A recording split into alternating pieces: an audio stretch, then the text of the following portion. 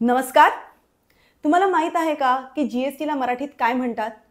माहित असेल तर कमेंट करा आणि नाही माहित तर याचं उत्तर मी आजच्या व्हिडिओमध्ये देणार आहे. मी सीए प्रज्ञा शिरधनकर आणि स्वागत आहे तुमचं आर्थिक जागृतीच्या या नवीन एपिसोडमध्ये.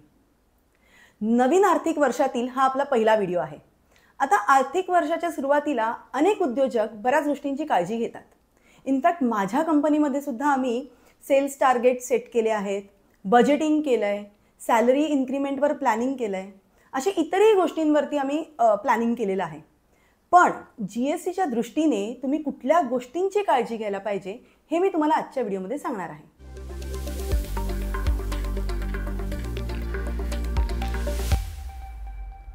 आता 4 महत्त्वाच्या गोष्टी आहेत ज्यांची तुम्ही काळजी घेतली पाहिजे. पहिलं म्हणजे काय तर इनवॉइस सिरीज. जीएसटीमध्ये प्रत्येक आर्थिक वर्षाची वेगळी इनवॉइस सिरीज असायला पाहिजे. इनवॉइस नंबर हा जास्तीत जास्त 16 अंकी असू शकतो. अल्फा न्यूमेरिक असं कुठलंही कॉम्बिनेशन तुम्ही करू शकता, पण यामध्ये तुम्ही फक्त 2च चिन्ह वापरू शकता. एक आहे हायफन आणि दुसरं आहे बॅकस्लॅश. दुसरी महत्त्वाची गोष्ट म्हणजे काय तर HSN कोड. आता मागील आर्थिक वर्षात जर तुमचा टर्नओव्हर 5 कोटीपेक्षा जास्त होता तर तुम्हाला ह्या वर्षी तुमच्या इनवॉइसमध्ये 6 अंकी HSN कोड दाखवावा लागेल. आणि टर्नओव्हर जर 5 कोटीच्या आत असेल तर तुम्हाला 4 अंकी HSN कोड दाखवावा लागेल. तिसरी गोष्ट म्हणजे काय तर ई-इनवॉइसिंग.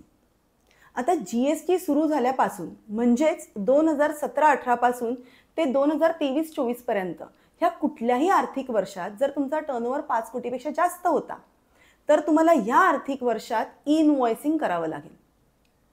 आणि चौथा आणि महत्त्वाची गोष्ट म्हणजे काय तर LUT. LUT म्हणजे लेटर ऑफ अंडरटेकिंग.